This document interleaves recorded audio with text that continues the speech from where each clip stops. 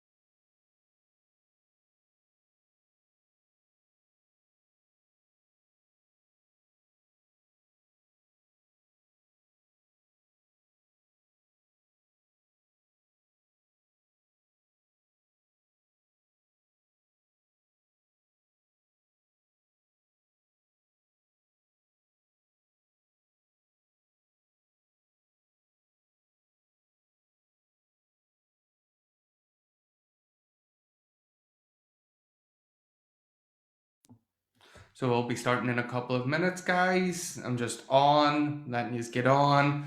So tag your friends. Make sure you have a pen and paper handy. Starting in a couple of minutes, guys.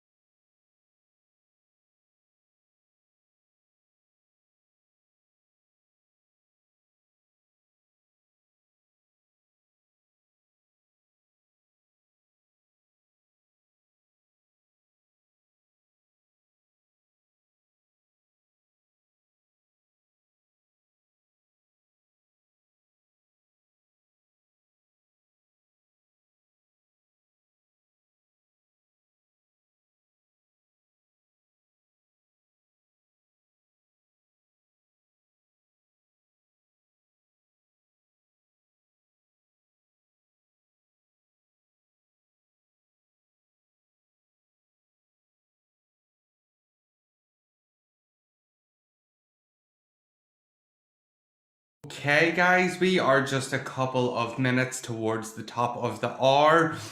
So I figured why not just get ourselves sorted. I've been able to rectify the technical issues that we were having yesterday. So we are live on Zoom in the Psychic in the City headquarters, and I'm Psychic in the City, also known as Shan McGill. For those that don't know me, I am an international psychic medium and author of the best-selling book Tarot for Modern Times. This is my little book here that is available on Amazon. I was going to say iTunes, but it's Amazon, Shan. It's Amazon. It's one of my little prides and joys with my work and with my business. So guys, just so I can make sure that you can see and hear me okay in the little chat box, please do say hello. Please do say something just so I can see it there, you know. And I know that you are able to see and hear me.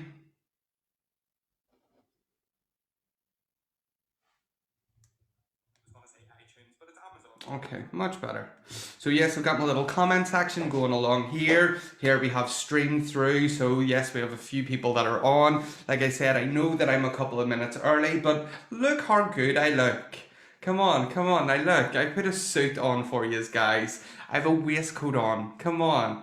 Who else is going to do this for you at a masterclass? So I do hope that you have enjoyed the wee masterclass yesterday, and we're going to really get on top or layer on from what we learned yesterday to today. We're going to be adding more onto that so that we can then increase what it is that we've learned through yesterday. So yesterday we did speak about guides. And we also spoke about the roles of guides. Now we're going to delve into that a little bit more today. In particular, some of the things that we spoke of yesterday was the things that can prevent us from making that connection to our guides, which can be the fear of the unknown, the egotism that it's me, I, it's all about me. You know, whenever that saying goes, there is no I in team. Most certainly not. Let me see if I get this wee camera just looking at me a little bit more. So making eye contact with it. There is no I in team, guys. This is teamwork. I like to see it as we're all a fantastic team. Me and my guides, we're teammates at the end of the day. I'm the CEO though, because it's my life and it's your life, so you have to take a little bit of charge, you know. And we know very, very much so that the more that we can increase our knowledge, the more we're going to become confident in what it is that we're doing. You know, some of the most valuable things that I have invested money in my career, in my life, has been investing in specialized knowledge. Now, what do I mean by that? So general knowledge is knowledge that we get at school. It's all this information that hopefully will make sense a little bit somewhere. But I've invested in specialized knowledge to help me understand what I do in the terms of my mediumship. I've invested in specialized knowledge in computers, in learning how to make programs, and learning how to edit videos. Specialized knowledge comes in many, many, many different ways. I can only see you in a small screen. It's because I am in the small screen, Dorian. Otherwise, you wouldn't have this lovely background to follow along now, would you? So, yes, specialized knowledge is one of the best things that you can actually invest in, because with specialized knowledge, you can reduce years of self-learning to a year to months, fast tracking yourself due to this. You know, so increasing your knowledge in, are you interested in working with spirit? Are you interested in developing yourself as a psychic, a medium, a healer, whatever it is? Then increasing your knowledge base is only going to help increase your confidence in what you're doing. So we know that we touched on that. We know that about this type of work. Now we have our Claires here, and again, not your Aunt Claire, but the psychic senses, which we are going to be doing an exercise today in order to find out what your strongest Claire is. So I hope that you have pen and paper handy for that today. But let's just quickly recap over the Claires. We have our clairvoyant, which is clear seeing. We have clairaudient, which is hearing. Clairsentient, which is the sensing or the feeling of spirit. We also have clairaudience, which is the smelling, sometimes known as clairolfactory. And then we have clairgustance, which is tasting. So they're very common, but very rare do I hear people talk about those. So you've had your homework. What are some things that our guides are here to help with? Does anyone want to put into the comment section some of the things that they came up that what our guides are here to help us with? So come on, I'd love to hear it from you. I know Dorian wants to have a look at me full screen. Is that better now there, Dorian? So come on, guys. Put in the little comment section to help us heal. Fabulous, fabulous, Cheryl. What other things are our guides here to help us with? And as well, what are some things that our guides aren't here to help us with? You'll have heard me say this yesterday at the start. They don't care about what food we eat or what colour our hair is. Not a chance at all. So we have one person answering so far. Yes, our guides are there to help us heal. They're there to help give us guidance and direction, maybe to help us through our spiritual journey through life. Absolutely, Andrina. You know, they will give us guidance when asked, but that giving us guidance, you know, again, we have free will. And our spirit team will never impose upon that, you know. So yes, awesome. So some of you have done some homework then. And remember, guys, the little posts that I put on after these videos are there for you to be entered into the giveaway that's happening over these 3 days. So someone is going to win a signed copy of my book, 2 tickets to my demonstration of mediumship on the Thursday, the 24th of June, and another thing that will be announced tomorrow. So you have to comment on the post. One for yesterday, there'll be one for today, and there'll be one for tomorrow, just so that I can see that yous are entering. Now, I won't be drawing it tomorrow, as there's some people on different time zones, guys. So we're going to give everybody a chance to get in and to get entered, no matter what time zone that they're on. Not judge us is something Dorian's saying. Absolutely, our guides are non-judgmental beings. So they are not there to judge us. That is 100% correct, Dorian. So I will share my little screen again. So we have different guides that have different ways of working with us. And different guides will work with us at different periods of our journey, depending upon what we're doing. And it takes time to get to know them, guys. Now, but remember, guides aren't as concerned as what we are about histories and personalities and the personas that come along with them. They really don't care. It's us as humans that need to put that into, you know, oh, well, this guy does this and this guy does that and that guy does this, and, you know, he was alive at this stage and this one was on the Titanic. And believe me, in my years of being a spiritual mentor, I have heard it all and seen it all and probably experienced some of it as well myself. But we will have different guides depending upon the different things that we're doing. So here's a few examples here of the different roles that guides will fulfill. Okay, so we will have a guide that is known as a gatekeeper or a doorkeeper or like a protector, but that, in my opinion, sort of drums up that we need to be protected when we most certainly do not. God has given us protection. We have God-given protection. So our gatekeeper is the guide that's going to be like the big overseer. He's going to make sure, say, that whenever we're doing readings or demonstrations or whatever it is, that the rest of the sort of team, they play ball, and, you know, that would be the one that you'd call in and be like, oi, come here, you, now, we need to sort this out here, get them in a line, you know. So that's like our gatekeeper. That's one role of a guide that we would have. Now, the next one would be like a master guide, or more commonly known or referred to as the likes of a communicator. So, or the communicator guide is different from a communicator spirit. So that is the type of guide that will be there to help with like the aspects of your mediumship, the aspects of your psychic work. That would be the one I find is the guide that we would have that tend to have that closer of a relationship with. I know I have quite a close relationship with my master guide. He's just the one that is mostly in part and parcel of all of my work.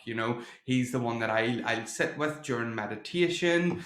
He's the one that I call in when I'm working. He's the one that I'll have a wee yarn to, and just because I'm a bit crazy like that. So yeah, that's another guide. So we can begin to see that, say we're developing on this little journey, and we're exploring one-to-ones, and we'll have this guide that's looking after us. We also have this other guide that's going to help us with our work. So say we want to get into healing, for example, then you're going to have a guide that's going to come in to assist you with your healing journey, be that self-healing and healing with your clients that will come and see you for those spiritual healing sessions. So there will be that type of guide that will come in and fulfill that role also. So we can really see that over the course of just these little things that we're doing, that we can really begin to build up that big spirit team around us. Now, we will also have what's known as a teacher guide. And I find that this guide would be one that would sort of change. They all kind of change depending upon where we're at. But the likes of the teacher guide would be the guide that, you will sit there with, and they'll help you with that introspective work. And this is the thing that I find a lot of people get it so like far off the mark. I don't want to say wrong, because that's not the right word, but they get it far off the mark and thinking, but my guide told me this, so it's true. And it's kind of like, no, your guide usually has the same level of knowledge that you have. They're to help illuminate the truth that you already know. So it's not like, your guide's going to come in and be like, oh my God, the earth is flat. And then you have to run about and go, but my guide told me, so it's true. Guides don't care about stuff like that. They'll help teach you the truth that is already within you. It's not to tell you things that are supposed to be the most biggest thought that's never been thought of before. They're to help with that introspective work, to help us become fully aligned with who we are. So that would be the teacher. And yes, they can help with aspects of your mediumship as well. But if you're kind of disagreeing with what I'm saying, well, look at the results with your own development already, guys. And if you're disagreeing with what I'm saying, but yet your results aren't where you expect them to be, with me saying maybe something that's a little bit different, then maybe take on board what I'm saying, because it works for me and it will work for my students. And they followed the things that I've laid out, and they've progressed immensely. So if you're feeling a little bit stuck, maybe you're utilizing your guides or thinking you're utilizing your guides when you're not. So maybe you need to tweak a few things that are going on there. And again, if you start to see this teacher guide as more someone to help you with your introspective work and how you view yourself, do you know what's going to happen? Your mediumship's going to improve. Your intuition's going to improve, because you're not sitting there going, give me a mad theory to grab onto, because that's not what they're there for, So, yeah.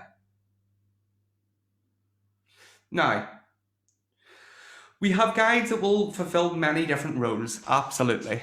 I've just realised I forgot to record this, but hey ho, it is what it is at the end of the day. Yeah. So we'll have guides that will fulfill many different roles, and it's up to you to get to know these guides and know what roles it is that they're there to join us with. This happens over the case of months. You don't just sort of get to know them all right here, right now. But it's good that we made a start yesterday. So we made this start yesterday, and by making this start yesterday, you've got used to feeling your guide's energy. So with feeling their energy, you can then begin to build upon this practice of getting to familiarize yourself with them a little bit more and a little bit more. So there is nothing wrong with taking it in baby steps. Okay? So baby steps. Now obviously I know tomorrow we're going to be rushing into big steps, which is fine. But for the time being, we're going to just baby steps and find out who they are and find out what their role is. Now, there's much more roles that guides fulfill than what I've just gave, but we're just, tip of the iceberg here, guys. That's all it is. Now, hopefully you will have done that work yesterday and met your guide, felt their energy, and all that type of lovely good stuff. And today, now that we know the roles about guides, I want to talk a little bit about the intuitive senses, the psychic faculties, the psychic senses, whatever you want to call it. That's what we're going to talk about now. So we have those intuitive senses. We have our clairvoyance, which is clear seeing. Now, our clairvoyance works in two different ways. It can work subjectively and objectively. So subjective clairvoyance is when we're working and we see within our own mind. Okay, so that's in the images that spirit will impress upon us, the things that we will see with our intuition, we will see those within our own mind. Now, objective clairvoyance, which is not as common from what I understand, is whenever we see, whether it be an aura or a spirit person, as much as you see the device that you're watching me on. So there is that part, the subjective and the objective. From what I understand is the subjective clairvoyance takes a lot less energy and is much easier for spirit to utilize it that way. Because whenever we're working with spirit, they're actually in our aura. So it's easier for them to project those images to us. Then we have clairaudience, which is hearing, which also works the same way. We have subjective and objective clairaudience. So subjective clairaudience, very much like subjective clairvoyance, works within your mind, and it is usually within your own thought. Now, they say that is a more raw form, would probably be the right word that I want to say there. And it's learning the difference of where that is based on your own thought. And it's very quick, it's very fleeting, it's very much like your clairvoyance. And then our objective clairaudience is when you hear words being spoke to you outside of the mind in a different voice. So that is our objective clairaudience. And then we have our clairsentient ability, which is a fabulous ability. They're all fabulous at the end of the day. The clairsentient will cover and encompass so much in your work. This is not just limited to feelings and physical ailments. And that's the thing I find with a lot of people, especially people that have been through my training programs. Once I slap that out of them and be like, no, there's more to it than that. And they grasp how much of a broad spectrum that the clairsentient ability is. It's the sensing, okay? You get a sense of so much. Yes, you can sense emotions. Yes, you can sense physical ailments, but you can also sense hairstyles. You can also sense how someone is dressed. You can also get a sense of a relationship, because these are things that you can feel. So the clairsentient will open up so much. And the great thing about the clairsentient ability is we can feel it. So we have something backing it up. So they're the main clairs. Then we have our clairaudience, which is the smelling. Like I've said, it's, the smelling of that, the perfume, the cigarette smoke, the tobacco from the pipe, whatever it is. And then there's maybe the tasting of the food, that type of stuff. So our senses all have intuitive counterparts. Our intuition is a higher mental faculty. If you understand the mind, you know that these higher mental faculties are housed within our subconscious mind. And these are things that I teach in my mentoring program. So if you don't know what I'm saying, then I don't know what I'm trying to say. If you're not taught this stuff, guys, then I don't know. I'm trying to give you as much as I possibly can. So our mind, if we have our conscious and our subconscious, within our subconscious mind is where our higher mental faculties are. Now, there's more to the mind. There's the conscious, the subconscious, superconscious, all this type of stuff. I've diagrams and all drew out, but I'm not getting into that today. So it's easy to access those because it's effectively through our imagination. I'm not saying spirit is your imagination, but the imagination is the channel on which our higher mental faculties flow through. So we can learn to refine those by doing our own mental exercises.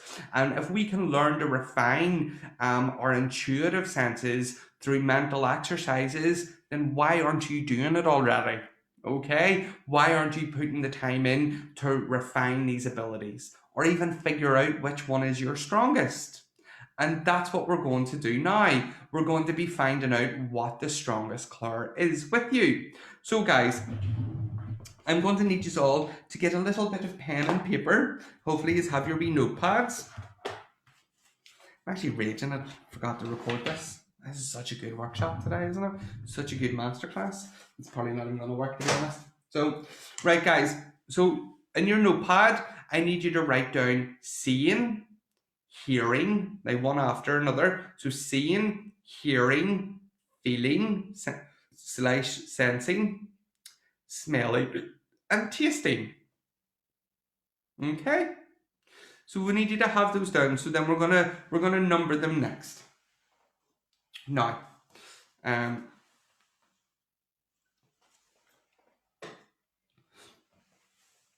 we are going to do a little exercise. Now, it's not going to be a meditation. We are simply just going to work our mind. That's all we're doing to see what comes through. So there's going to be a lot of open your eyes, close your eyes, open your eyes, close your eyes. But that's fine. It is what it is at the end of the day. So I want you to close your eyes for me, and I want you to take a nice big deep breath in. Just breathe in deeply through your nose and breathe out through your mouth, and just relax. Just roll your shoulders, just rock your head. Just do what you need to do just to relax. Perfect. And now, just relax just a little bit more. More. And more. Perfect.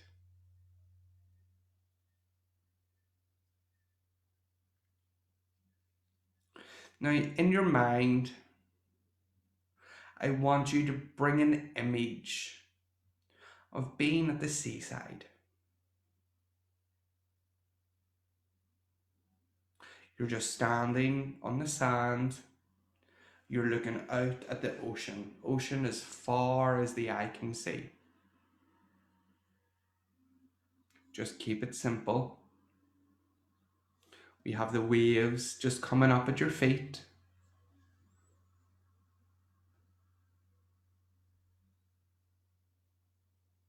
And I want you to hold that image without it dropping as long as you possibly can. It may come in and out, and that's okay.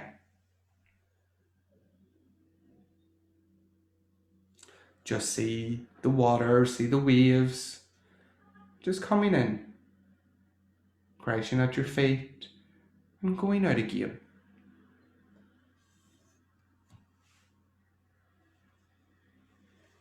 See the beautiful sky.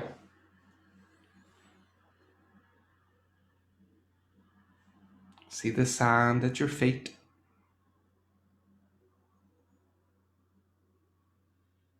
And sometimes the image will go away, guys. Don't forget, we've had years of not training our imagination, not allowing that creative faculty within us. So sometimes it's harder, sometimes it's easier. So I want you to open your eyes now, and where you wrote seeing, I want you to write a number between 1 and 5. 1 being the lowest, 5 being that was extremely vivid. It was like I was standing right there. one being see nothing at all. Okay? So you're going to rate yourself from 1 to 5. And be honest. There's no point lying to yourself. Okay. So I want you to close your eyes again.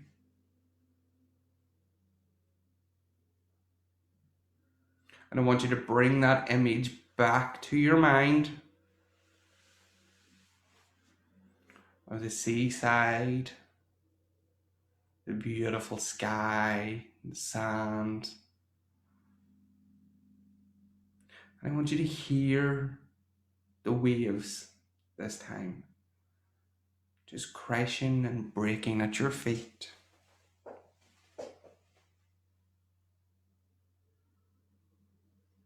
I want you to hear birds off in the distance.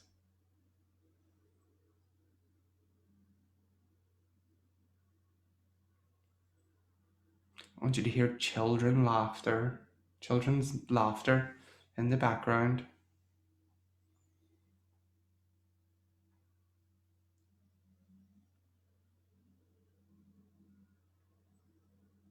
I want you to hear a funfair a little further away also.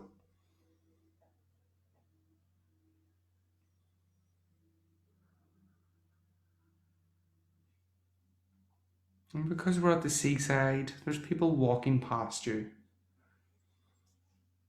Can you hear their conversation?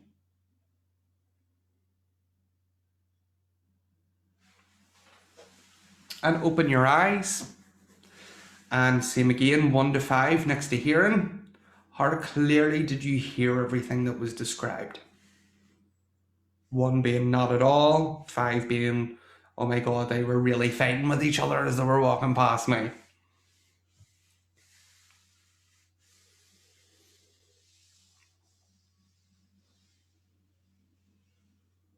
Okay, so now we've got that one wrote. So we're going to close our eyes again. We're going to bring that image back. That image of the seaside. So good. We're back at the seaside and we can hear the waves crashing. We can see the beautiful sky, the wonderful sand. And I want you to look down at your feet and you're barefoot in the sand. And I want you to wiggle your toes into the sand. Feel the beautiful warm sand under your feet. And I want you to walk along. And I want you to head towards this funfair. And as you're walking towards this funfair, you can hear the merry-go-round getting louder. You can hear the laughter, the joy. And you begin to get that sense of excitement in the pit of your stomach. As you walk in to the funfair, I want you to look around at everything. Look at the Ferris wheel, the popcorn machine, the entertainers. See the flashing lights, the music of the machines. Feel excited.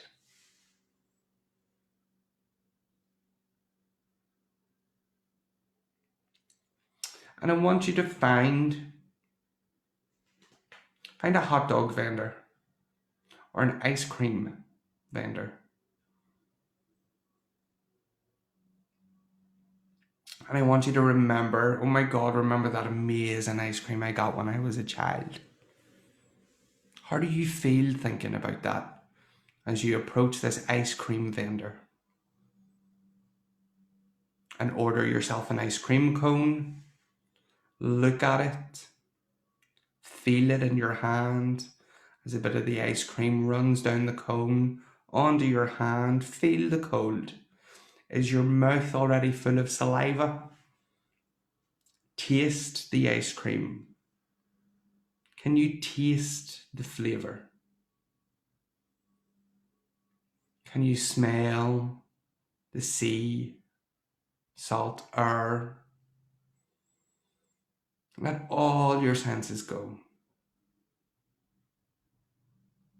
And just open your eyes. Now in this one we worked sensing, the feeling, smelling and taste. So rank them 1 to 5. Now, you're obviously not going to have just one psychic sense. It's going to be all of them. And that's it. They're all going to be working. Some to different degrees to another. Some are going to be stronger. Some are going to be on par. Some are going to be a 1 where you're going, I really need to work on that. Some are going to be like a 5 where you're going to be, Sean, that's amazing. Like, I didn't know that I had that in me. So now I'm going to incorporate that in my work. But yeah, if you look at it from like a mind point of view rather than a spirit point of view, that these are higher mental faculties. So we can develop them just any way we can develop our mind. But what I'm giving you today is how to find out what yours is. And then there's loads of exercises that, I teach my students how to refine and develop their clairs. Loads of exercises that I do, but I would love to hear what one was your highest ranking and were you surprised at that? Put it into the comment section. And also, if you have any questions, put it in.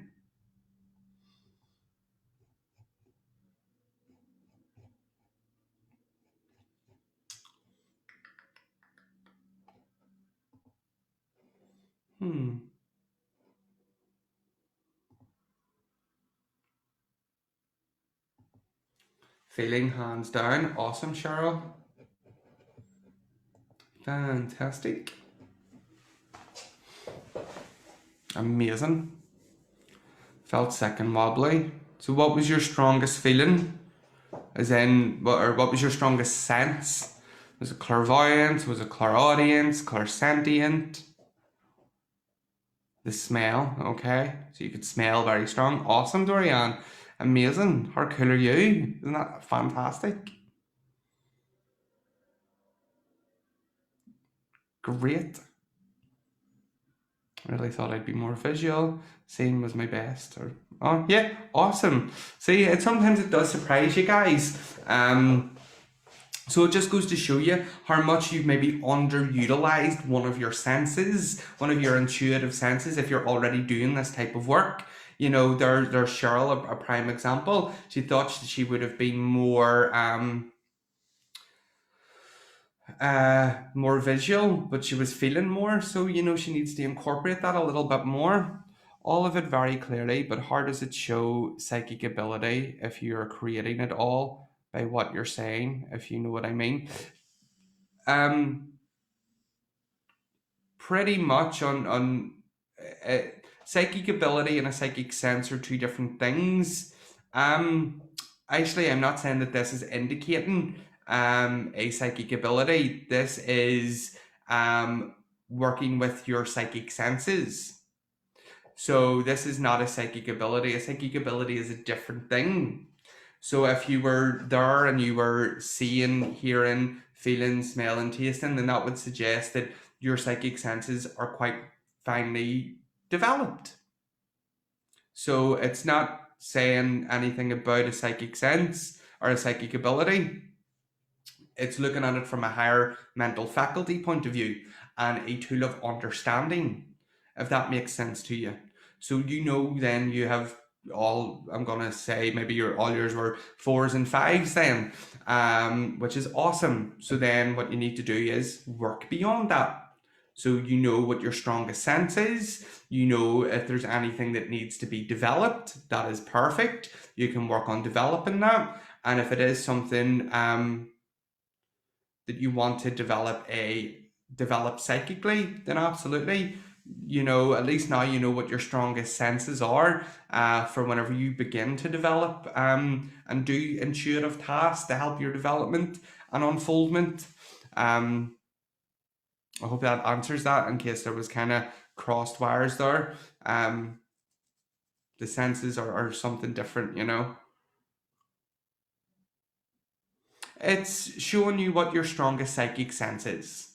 That's exactly what I'm saying, guys. because our physical senses have intuitive counterparts.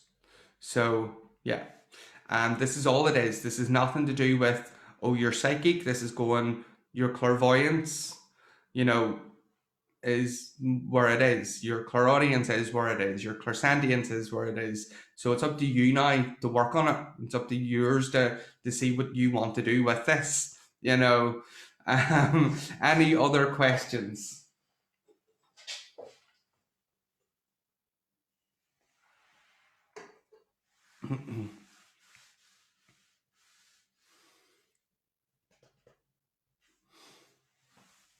If not, then we are good to go for today.